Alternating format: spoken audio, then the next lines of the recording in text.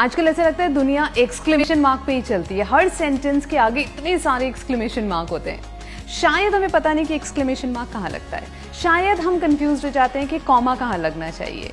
शायद हमें नहीं पता कि सेमीकोलन का क्या फंक्शन होता है, क्योंकि पंक्चुएशन मार्क्स को लेकर क्लैरिटी थोड़ी कम है। और पंक्चुएशन मार्क्स होते क्या है? वो मार्क्स, वो सिंबल्स जो कि इंग्लिश के सेंटेंसेस को प्रॉपर बनाते हैं या फिर उनका सही मीनिंग कन्वे करते हैं। आज ना वो 7 पंक्चुएशन मार्क्स जिनके बारे में तो पता होना ही होना चाहिए, and in the simplest way.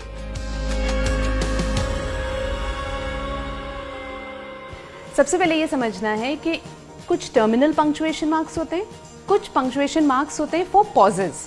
Let's begin with the terminal punctuation marks, जिसका पहला है फुल स्टॉप। टर्मिनेट का मतलब ही होता है टू एंड। एक सेंटेंस को जब हमें एंड करना है तो हम उसके आखिर में फुल स्टॉप लगाएंगे, यानी कि सेंटेंस कंप्लीट हो गया, वो आइडिया अपने आप में पूरा है। फुल स्टॉप लगाने के बाद जो अगला सेंटेंस शुरू होगा वो कैपिटल लेटर से शुरू होगा। Now important to note, British English में इसे फुल स्टॉप कहते हैं, अमेरिकन इंग्लिश में इसे पीरियड कहते हैं। तो कई बार हम देखते हैं ना, लिखते हैं लोग I am going to the market period, यानी कि that's it, I don't want to hear anything further.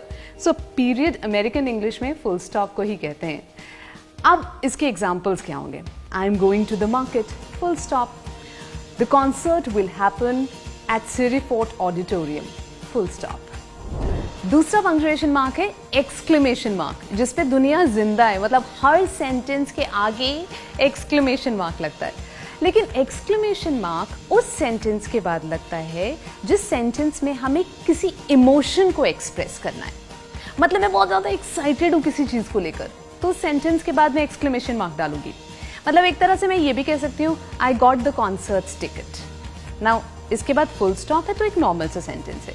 लेकिन अगर मैं बोलूँ I got the concert tickets, तो मैं फुल स्टॉप नहीं लगाऊंगी, मैं एक्सक्लेमेशन मार्क लगाऊंगी, because I am excited to get the concert tickets. या फिर I hate you, now anger, that's an emotion, तो आई हेट यू के बाद फुल स्टॉप नहीं, एक्सक्लेमेशन मार्क आएगा। तो हर वो आइडिया, हर वो सेंटेंस जिसमें मुझे किसी इमोशन को कन्वे करना है, उसके आखिर में एक्सक्लेमेशन मार्क आता है।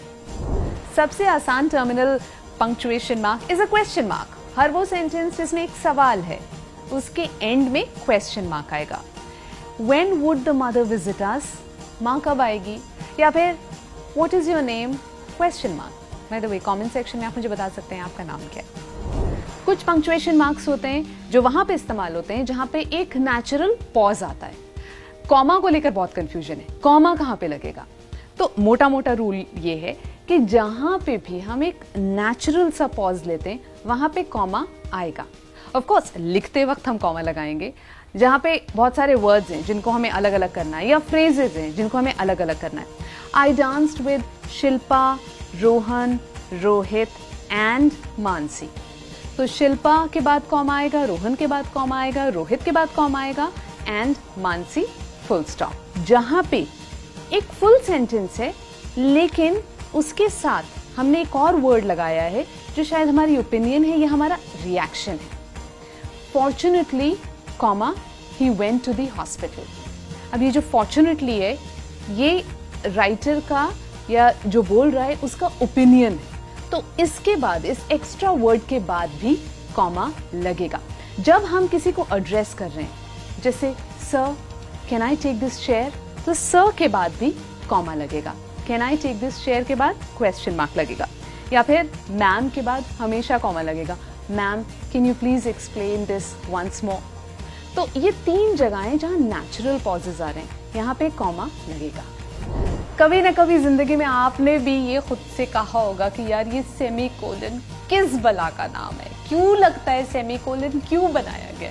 वो एक फुल स्टॉप और उसके नीचे छोटा सा कॉमा है ना, हमेशा कंफ्यूजन रहती है।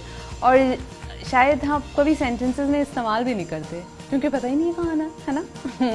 एक्चुअली ये जो मार्क है ना, ये जो सिंबल है, इसमें ही छुपी हुई है इसकी कहानी, इसकी वजह।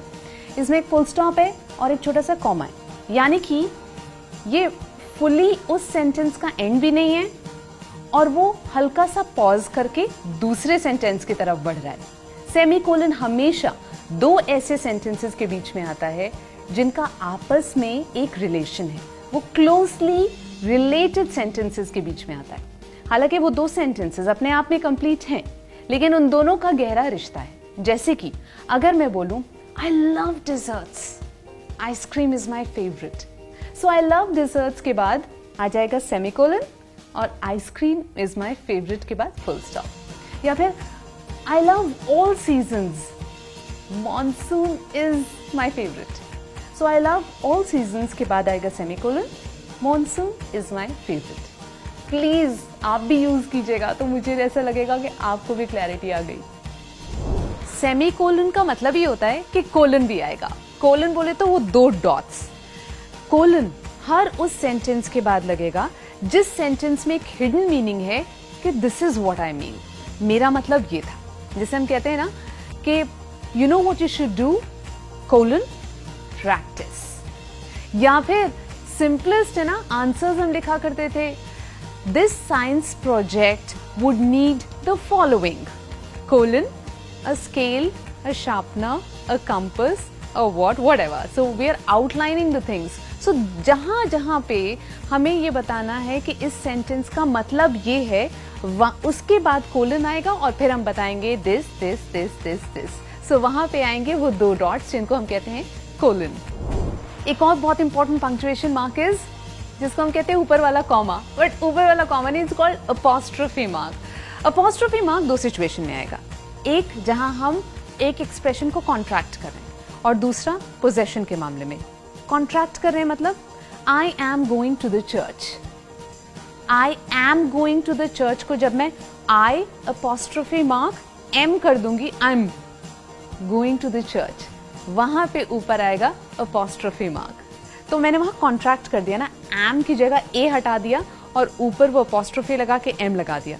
सो यहां पे मैंने कॉन्ट्रैक्ट किया है। It is not going to work. It isn't going to work.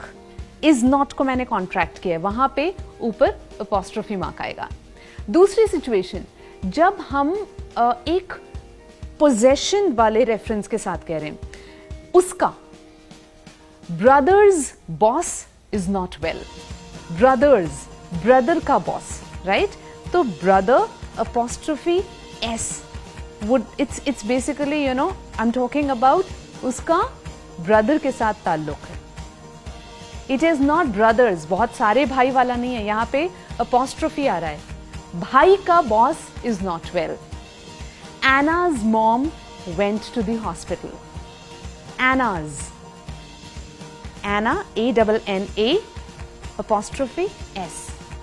सो जहां पे भी मार्क ऑफ पोजेशन चाहिए या फिर मार्क ऑफ कंट्रैक्शन चाहिए, वहां पे लगेगा अपॉस्ट्रोफी मार्क। तो ये 7 मेन पंक्चुएशन मार्क्स हैं जिन्हें सबसे ज्यादा इस्तेमाल किया जाता है, मगर इससे भी ज्यादा पंक्चुएशन मार्क्स हैं जो मैं आपको एक्सप्लेन कर सकती हूँ। अगर आप चाहें तो कमेंट सेक्शन में मुझे लिख के बता दीजिएगा। और हाँ, प्लीज इसको जरूर प्रैक्टिस कीजिएगा, वरना क्लैरिटी का कोई फायदा नहीं होगा।